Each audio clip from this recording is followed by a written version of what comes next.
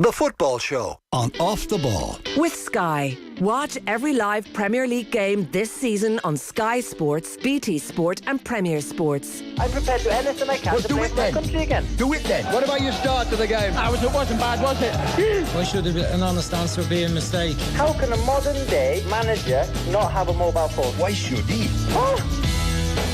Welcome along to the Football Show. So later on we will chat to Andy Mitten and assess just how damaging this is for Eric Ten Hag and Manchester United. I think there's a general sense this is more down to City's brilliance as opposed to Ten Hag or Manchester United in some sudden crisis. So Andy will join us later on. In the meantime, very happy to say Miguel Delaney of the London Independent is with us. He was at the game yesterday. Evening, Miguel. Thanks for the time. Evening. How are we? Very well. So Man City, I think we can safely say at this stage, look destined to win their 7th Premier League title in 11 years. They will start next season as favourites to win their 8th in 12 years, and on we go. You tweeted and had a thought during the demolition job. Great football, but not good for football. So I think increasingly we can all be struck by that sense. I presume, Miguel, that's twofold. One, dominance never great, and two, how it's funded. Yeah, basically, ultimately on any level, what the lifeblood of sport is a competitive balance and unpredictability. And can anyone? What would you predict about City now? Does anyone doubt they're going to get over 90 points again? They've done it 3 times in the last 5 seasons, and now they've added this super guarantee of goals. And then, of course, the other side of that is, as you say, it's just the nature of this project, which is a sportswashing project. And it is something that strikes even about these, about I suppose, even the way kind of City are consumed, about general discussion. And also actually what Haaland's done, because I must say my reading has always been, and actually this is actually something that's come across in, say, click-throughs we get, say, from if you do a piece on Manchester City, and that it leaves people a little bit cold. I don't think it leaves too much emotional reaction, and I think that's primarily because even though I would argue that I think the nature of the City project should be discussed much more. Obviously, at a very basic level, most people are aware that they spent an awful lot since 2008 to get to here, and because of the amount of that spending, basically people don't describe the same meaning to what they're doing to their wins. I think maybe Haaland has slightly changed that, because ultimately it's very difficult not to be drawn to him. I suppose to put it as an example as well, say, even though City have put together some brilliant football over the past few years, because they played under Pep Guardiola, and a Pep Guardiola in a almost perfect environment for him, it's kind of led to an almost, I think it was Rory Smith that once put it's an intellectual reaction rather than an emotional reaction. They're not going to bring it out in morning as beautiful as it is to watch. It just feels a little bit sterile. And certainly it's not like the way, say, Pep Guardiola's Barcelona between 2008 and 11 were, where, they became appointment television. Anyone who was a football fan basically at least had the ambition of trying to get to Camp Nou at one point during that spell to just watch this historic team. That just hasn't been the case with City. But Haaland has probably, given the project, Haaland has probably been an astute buy for reasons more than just the fact that he could well get 40 goals this season and maybe kind of finally drive them to the European Cup. He draws you in. He's like, it's impossible not to be struck from me. He himself has become appointment television. But then, and again, it's just something that struck me yesterday as well, in that, like, Martin Tyler was naturally getting excited, say, about the way City were playing and the football. But I do wonder about whether that excitement is shared among the general football public because of what City are. And it's something that only ever really comes up at intervals, really, which is, I suppose, like, it did flare up, say, when the Super League was discussed. But it's almost like it does feed into this bigger issue that this is really quite, when you actually stand back, and one of the things I always think about when I'm kind of writing about this topic is, when it's being discussed, how is this going to look from the remove of history? That we're in a situation where it's been normalised that a state, that Amnesty International, openly called a sportswashing project, has been allowed to use a football club, a cultural institution, whatever you want to describe it, that they've used wealth that is almost unlimited to basically distort football, and that this has kind of almost happened by creep. It's just something that people accept. It's normal in the game, and of course with that, very much fired and driven by all sorts of bigger questions that Amnesty's own description of a sports washing project touches on. Yes, and if you're making the interesting point there that Manchester City leave people a touch cold, and we've had similar conversations here on the show about that point in the past, and agreed Haaland adds a certain flavour and richness to the equation, so maybe that changes things. But for instance, I would presume, and I say this with the greatest respect, I would also presume your pieces on sports washing leave those same fans cold as well. Well, I mean, they do get react now. I suppose some of that is reaction, or inevitable, I suppose, and a certain tribal aspect to this can't be overlooked either. People like it when the regular champions are criticised in that way, because it kind of not that it excuses their own club or whatever, but I suppose it makes it easier to accept if they're not winning. So there's that element. But I must say, actually, I find that the most general interest in anything about City is usually when you're discussing the bigger issues around the club. Right. Maybe that's for inevitable reasons, but that is a distinctive trend. And I actually think there is an appetite to discuss this, especially given how attuned we've all come to these issues by, say, the 2022 World Cup. And I mean, that's another element. I mean, it does feel like there's such an openness to for us all to talk about Qatar. Yet, of course, Qatar, and this is where this stuff gets really interesting from a geopolitical perspective. Qatar, the staging of Qatar was almost a direct response to Abu Dhabi buying Manchester City. Qatar had been interested in the club. They tried to buy Manchester United at that point. They tried to buy Roma. Qatar and Saudi Arabia are both very much following the Abu Dhabi playbook from that time. But obviously, once the purchase actually took place, it very much hastened Qatar wanting these sort of assets in football. And, well, I was about to say you don't get a greater asset than a World Cup. Well, actually, I would say owning a football club outright is probably a bigger asset now and a more valuable and powerful asset. Whereas hosting a tournament, it's almost like sports washing from a previous era now. I think it's owning a club is a much more sophisticated element. But I mean, obviously, that is. It's all part of a much bigger issue, right? To basically the politics of the Gulf blockade, and yet while one element of that is really being talked about a lot, I think for a lot of people, the 2022 World Cup, they don't really see it as a normal World Cup.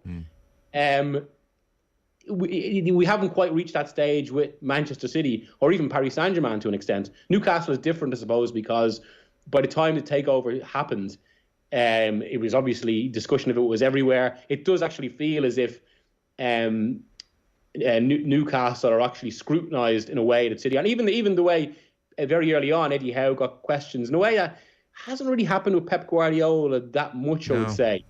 And I think that is basically because I mean it's almost there's an element of a first mover thing, whereas when Abu Dhabi took over Manchester City in 2008, no one really knew what this was about. No. And I think since about 2016, 2017, through the work of human rights workers like Nick McGeehan, I think it's a much more aware football world now. But that's something. Why do you think, for instance, when Eddie Howe was getting those questions and there was that increasing scrutiny and a reassessment of what's happening here, why do you think that contagion didn't go to a Man City press conference with the same intensity that Eddie Howe was getting those questions around that same time? I mean, I appreciate at random points it's hard at this stage to suddenly ask Guardiola about it, but I did wonder when Eddie Howe was really being put under a spotlight, would Pep Guardiola be getting the same questions? He didn't seem to overly, not that I remember. Well, I was at that press conference because it was after the Chelsea game, and that was obviously a kind of it was a remarkable timing for a game like that, because of course it was just right in the middle of when Abramovich had been sanctioned, really the most intense discussions over ownership yet. So for them to be playing a club like what this Newcastle project are at that time felt remarkable. And of course then, because what prompted the question about how, and it was Tariq Panja who asked the first question there, and it was basically about the previous day, that number of capital punishments that had happened in Saudi Arabia. So again, there was an element of timing to it. Yeah. And I suppose, and this is another thing with kind of Abu Dhabi as well. The issues have never been as overt, say, as with Saudi Arabia, not least because Abu Dhabi are the most powerful emirate in the UAE. But the UAE, for longer and much more so than Saudi Arabia, has been presenting a more kind of a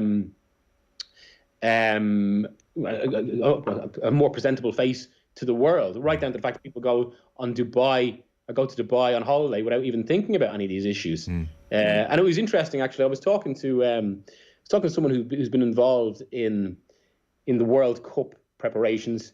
And obviously, of course, at this point, there's been all sorts of kind of PR and briefings happen. But the point was made, one of the points that was made to me, that at one stage when Qatar were trying, obviously, to kind of resist the amount of criticism they're getting, there was some sort of focus group put together. And people were asked, have you ever been to the Middle East? And a lot of people said no. Then the group was asked, have you ever been to Dubai? And a lot of hands immediately shot up. And we're obviously on a kind of a real tangent here, but even that strikes me. It's remarkable we're talking about these issues at all when this is football. Yeah. And it's amazing the game has got to this point, but it's a culmination of a 30-40 year process. Yes, and this term sportswashing, which we talk about all the time.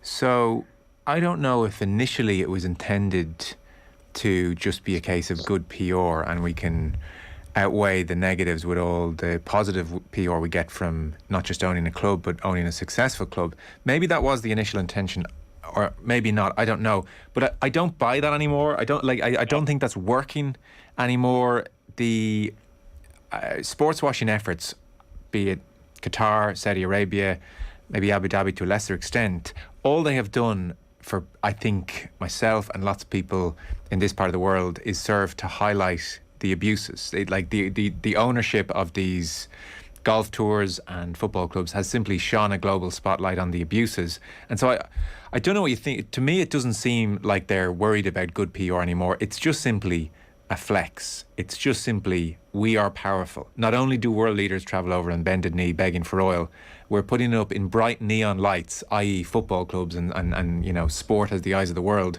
We run the world here. That's how powerful we are. I don't think they're sitting at home going, you know, Twitter's leaning more in our favour than they were 6 months ago. I think even they realise that anybody with a brain can see through that facade. Yeah, and that's another element to that. And I think you're absolutely right. I think public relations, reputation is at this point only a kind of a side element to that. But even if you take it from that perspective, if you think about what's actually happened here, and I think that this speaks to the greater sophistication you're talking about. Even if these ownerships have brought more criticism from fans, from media, from experts, that is still only part of much wider discussion of these states. So let's say the example of Saudi Arabia with Newcastle, even, or with LIV Golf, or whoever it's described, Live Golf or whatever. So what? 5 years ago, what would people's general, if they were asked to talk about Saudi Arabia, what would they say? They'd probably talk about a repressive regime, capital punishment. Whereas now, okay, that has flared up again, or such discussions flare up a little bit more because they own Newcastle or staging Anthony Joshua fights. But all that is in a much wider bubble now, where Saudi Arabia is also being talked about in more neutral terms, purely by dint of because they own these clubs. It's a kind of it's quite a subtle process, really, and it's a gradual process as well. But again, I mean, for me, and from having spoken to a lot of people about this and trying to articulate what sports washing is, I think the general feeling now is that sports washing itself is an outdated term because it doesn't really kind of properly articulate what's happening here, which is much more hard power. I think it's more about integration, and really, I mean, because again, the root of much of this is basically creating a future for when the oil runs out and maintaining that power, but without necessarily making manifest changes to the state. Because I mean, by a lot of normal conditions, people would raise questions maybe about doing business with states that are responsible for highly criticised human rights records. Whereas what this does, I mean, it presents, it was one of the guys in Human Rights Watch said to me, basically, when suddenly they're in charge of Manchester City or Newcastle, and, you know, they're bringing joy to a local population, then it does, on a very kind of basic level, also create the perception these are good guys to do business with. In Manchester alone, it's been the ownership of Manchester City has been the launch pad to kind of build this construction empire in the city. If you want to go even further than that, I suppose, I think that's a big thing here as well. It's true investment, and sport is only one arm of this. True investment in so much of the infrastructure of Western life, which is what they're targeting.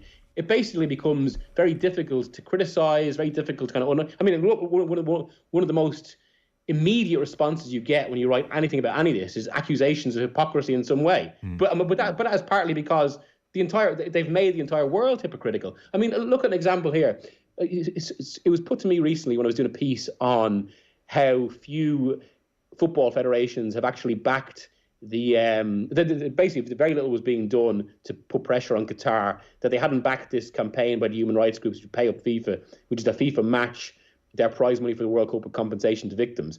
And it was basically put to me that, well, first of all, we're in the middle of an energy crisis.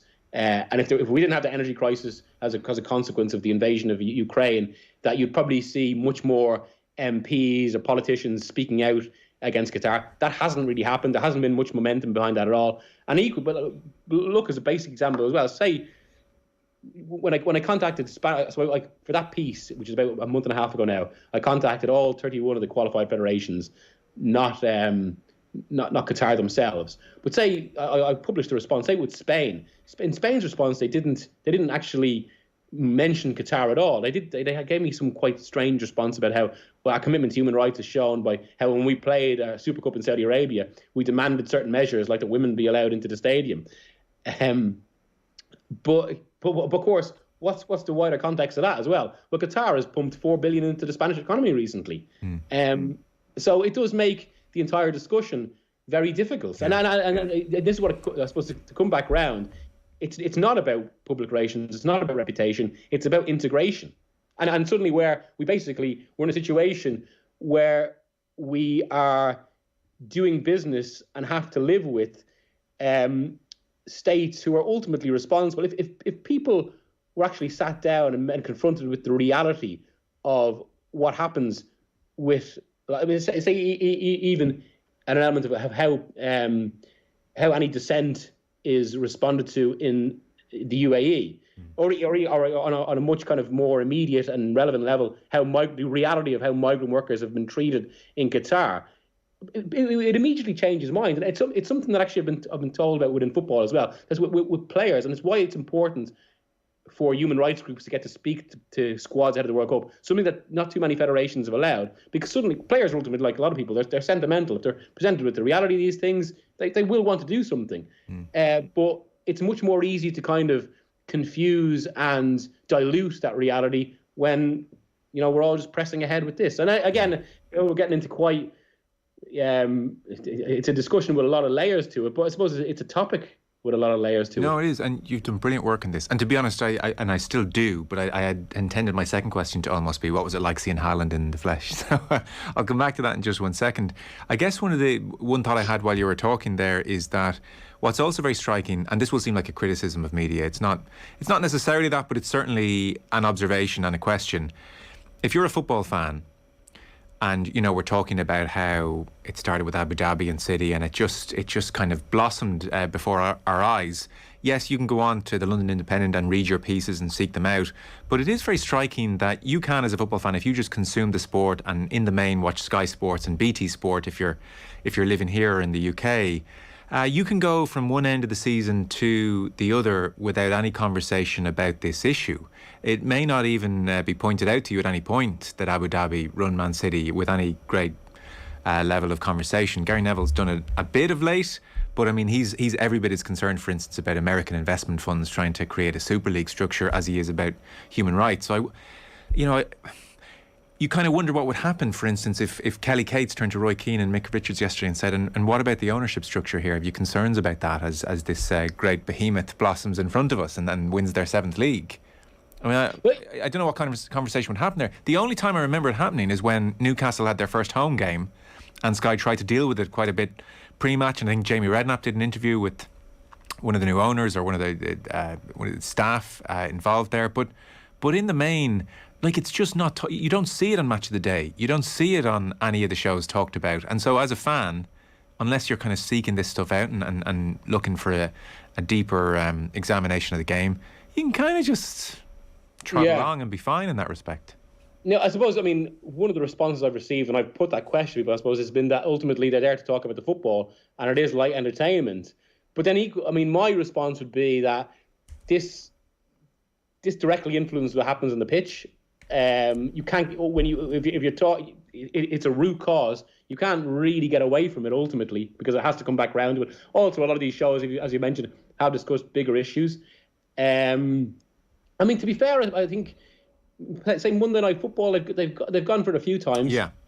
I think to give them credit in that regard, and I suppose a fair argument. And I must say, this is actually something from our perspective as well. And it's something I often think, in that basically, you say when Manchester City or Paris Saint-Germain achieve something big, and you kind of do think to yourself, well, we can't not mention this. It has to be contextualized into what this is. But equally, we can't just keep saying the same thing. Yes. I think to be fair, that's probably a difficulty for broadcasters as well. That is a great point, because it sounds like I'm being very harsh on them there. And we've even made the point ourselves. Like, do you have a ticker tape every time along the bottom of the screen every time you talk about Newcastle to say, we're still aware, Saudi Arabia, this wasn't a popular takeover? Like, do you mention it every time? Like, that's the tricky dilemma. Just and even as an example on that, I have to say as well, because we've been thinking about this and talking about it as regards how we cover this World Cup. Because personally, I don't think it should be treated as a normal World Cup. I think all the context should be front and centre. But there's suddenly quite a difficult issue there, in that when we're writing about, say, Netherlands, Senegal, or England, England, Iran, in that first week, how do we kind of bring this up? Do we put it in reports? Is that kind of would that be jarring? Is that necessary? Or do we kind of treat the games as games, mention it where natural, but also then just around your kind of regular football reporting, do all the bigger stuff about what's happening on the ground there, about, how this World Cup is being used. But then there is the fair argument there that if you write about a report at this World Cup and just treat it as a match, that you're actually engaging in sports washing, which is another kind of even greatly layered element to this. It's tricky. Like, I dare say most of the broadcasters at the outset of the World Cup, I would bet money now they will all do really, really good 5-10 minute insert in one of their early programmes looking at the issues with Qatar and this World Cup, and we'll probably have a studio discussion off the back of it for another couple of minutes, and they'll consider it kind of done, boxed away, and now we get on with the football. But they can't do that every day, Another element to that, I suppose, is that we're all basically, and because this has actually come up with the World Cup as well, and the idea of whether players should boycott. We're all having this moral burden put on us by basically decisions taken way above our head, and which ultimately come down to the greed of the game. And even as regards to the Manchester City situation, it still remains remarkable. Now, one of the arguments when Newcastle taken over was that a precedent had been set, so it would have been legally very difficult to prevent the Newcastle takeover in that regard because of what happened with Manchester City. But even that, it was as if in the intervening, or in the 13 years in between, that the game had really taken no steps to actually address this issue, even though it had become such a live issue in football. And I think that's probably where some of the bigger questions should lie, as well as, of course, kind of continued focus on what these states are intending. And and again, this shouldn't be overlooked, I suppose, either. I mean, Neville's concern about the, American capitalism. I mean, that was put to me by someone within football recently. Ultimately, that the twin driving forces of football right now in 2022, what is shaping the game, are basically Gulf politics, and so much revolves around the Gulf blockade, Qatar on one side, Saudi Arabia and UAE primarily on the other, and American capitalism and return on investment, because they've both latched on to the fact that football is arguably the greatest the most popular cultural force that the planet has actually ever seen, in the sense that it's now crossed more borders, say, and has more popularity than you could argue even Elvis at his peak or the Beatles. And I genuinely don't think that's an exaggeration.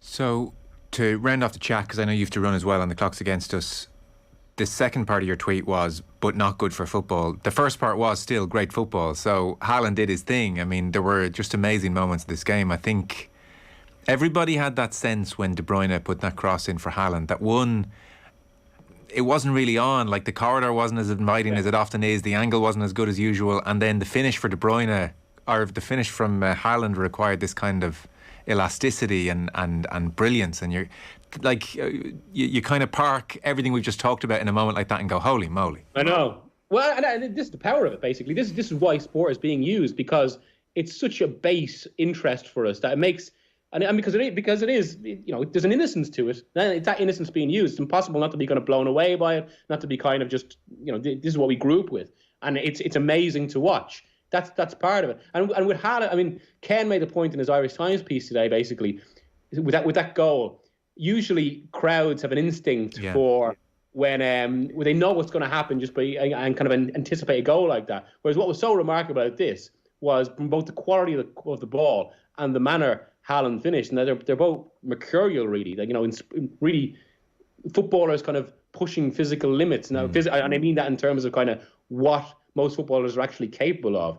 It was remarkable, and I think that's one of the most striking things about Haaland. I mean, that to look at him, you would just think he's just this big, powerful player that tramples over people. And he actually, in reality, even though his physique is such a remarkable, or such a kind of an influential part of his game, it's actually probably not as influential as what he can do with the ball and his actual movement. Because it's rare enough you see him physically overpower someone. So many of his goals actually come from the instincts for where to be.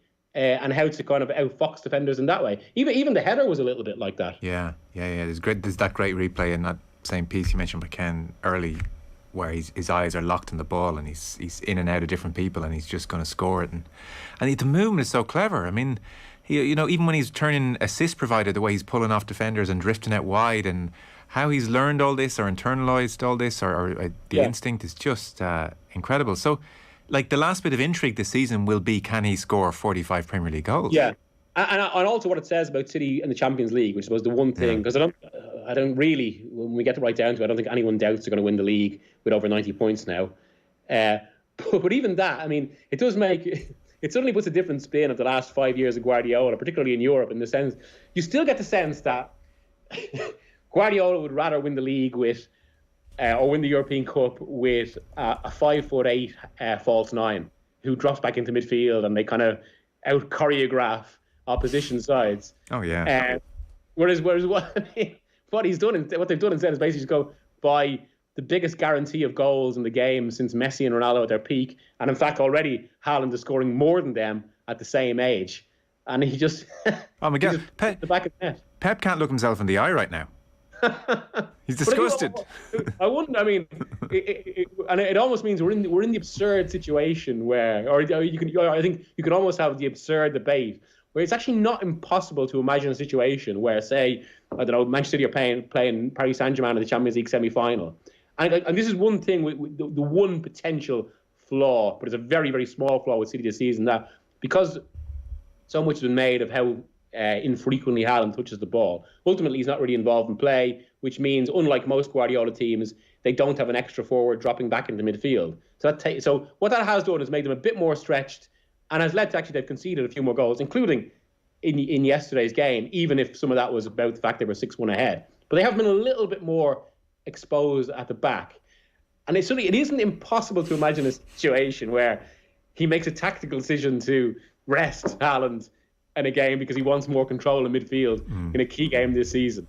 But then maybe even allowing for Pep's purism as a manager in that way, I'd say it'd be even very difficult for him to do that. Somebody in the staff will say, Pep, I hate to overrule you, but even we just, every one of us, this is an intervention. It'll be an intervention.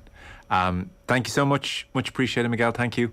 No, cheers, Joe. Thank you. Miguel Delaney there, whose work you can read on the Independent website. The Football Show is brought to you by Sky. Watch every live Premier League game this season on Sky Sports, BT Sport and Premier Sports. Back in 1 sec. Football on Off the Ball. With Sky. Watch all the football you love, including the biggest Premier League games every weekend. Live.